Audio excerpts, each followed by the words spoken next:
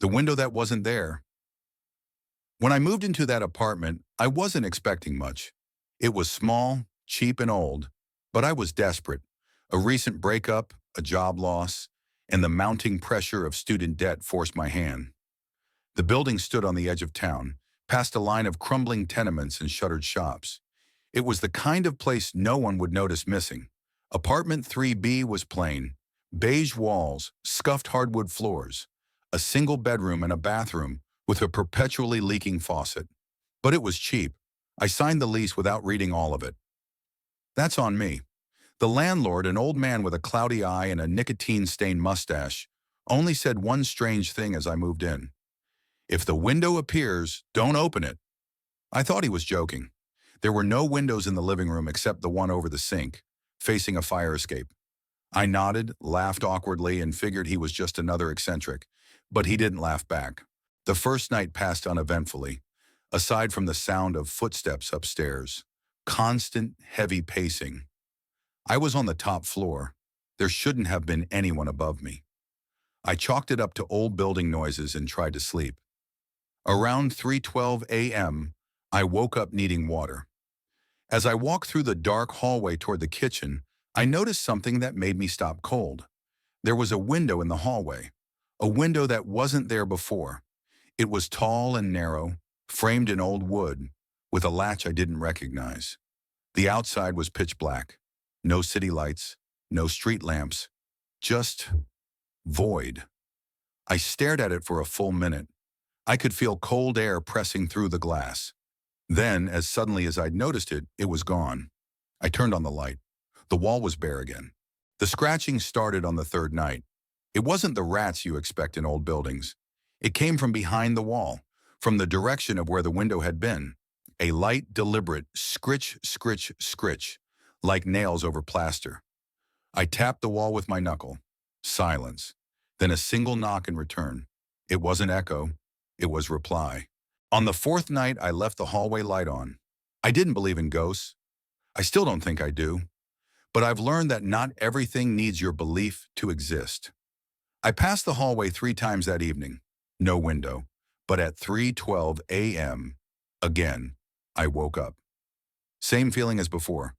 My body pulled me up like a puppet. Not thirst, not fear, just compulsion. The hallway was dark. The light bulb had burned out. And there it was. The window. Except this time, something was behind it. I can't describe it completely. Imagine staring into a frozen pond and seeing someone standing beneath the ice, pressed against the surface. Face pale, eyes black, hands up. Not pounding, just resting, watching, waiting. I confronted the landlord the next day. He didn't seem surprised.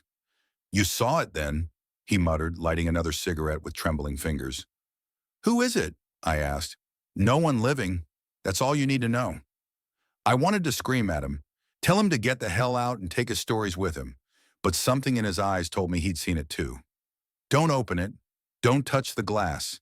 If you do, it knows your name." He wouldn't say anything else, just shuffled away. Later that day, I met a woman on the 3rd floor, Mrs. Gelman, lived there 20 years. I asked her if anyone ever talked about the window. She paled. "You're in 3B? Don't stay long." That evening, I took a photo of the hallway, just to prove to myself it was all in my head. The photo was normal, but when I zoomed in, right where the walls should have been, there was the outline of a window and 2 handprints on the inside of the glass. I hadn't seen those with my eyes. Only the camera had. I tried deleting the picture. My phone refused. It crashed and restarted, with the photo still saved, except now the handprints were closer. The scratching grew louder each night. It wasn't random anymore. It was rhythmic, deliberate. I tried recording it on my phone. When I played it back, there was a faint whisper under the sound. Not quite words, but syllables forming, reaching. That night, I dreamed someone stood outside my bedroom door, whispering my name. Not shouting, not calling, just whispering it again and again. When I woke up, the window was back, this time in my bedroom wall.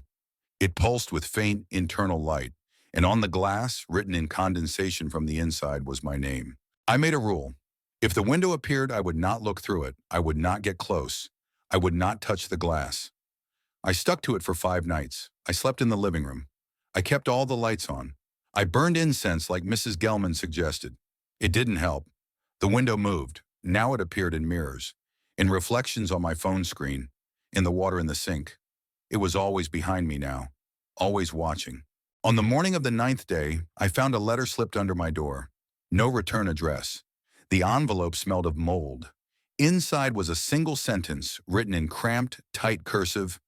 You already opened it. I dropped it like it burned. But that wasn't the worst part.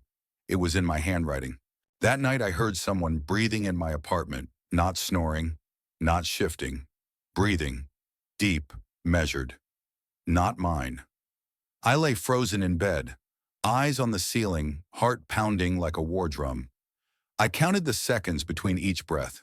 When I finally turned over to face the room, the window was there again, taking up nearly the entire wall now. Something stood on the other side, and it was smiling. I went to Mrs. Gelman the next day, nearly in tears. She let me in without a word, as if she'd been expecting me. Her apartment smelled like lavender and dust. Dozens of crosses hung on the walls, along with faded photos of people long gone. She poured tea, sat me down, and said, I lived below a man 30 years ago. Same window, same whispers. He scratched the glass open one night with a coin. I stared at her. He let it in, she whispered. They never found him. Only his shoes, and a note inside the fridge that said, The window sees now. I asked why she didn't move out. She only smiled and said, Some things follow. I covered every mirror in the apartment. I smashed the bathroom one, taped a towel over my phone screen, disconnected my laptop. Still the window came, in shadows, in dreams, in the glint of silverware. One night I stared at the blank wall where the hallway window used to be and whispered, What do you want? Behind me I heard my own voice respond, To come home. At 3:12 a.m. the next night, I woke up to a sound like snapping bones. The window had cracked, just a small line through the glass. But it was leaking. Not water, not air. Darkness. Thick, ink-black tendrils of shadow bled slowly from the crack like oil. When I approached, my reflection wasn't in the glass anymore. Something else looked back, smiling. On the 14th night, I stayed awake. I sat on the floor across from the window, watching it pulse in the dark. It was fully formed now. Wood, frame, latch. Fog pressed against it from within. Shapes moved in the mist. I placed my hand on the wall beside it. The cold seeped into me like a drug. For a moment, just a moment, I heard my mother's voice whisper, Come see. I don't remember falling asleep, but I woke up on the floor. The window was open, only a crack, but open. The cold air in the apartment was thick, wet, suffocating. Every surface had a fine layer of frost, and near the window stood a man in my clothes, staring at me. He smiled and whispered, You sleep on my side now.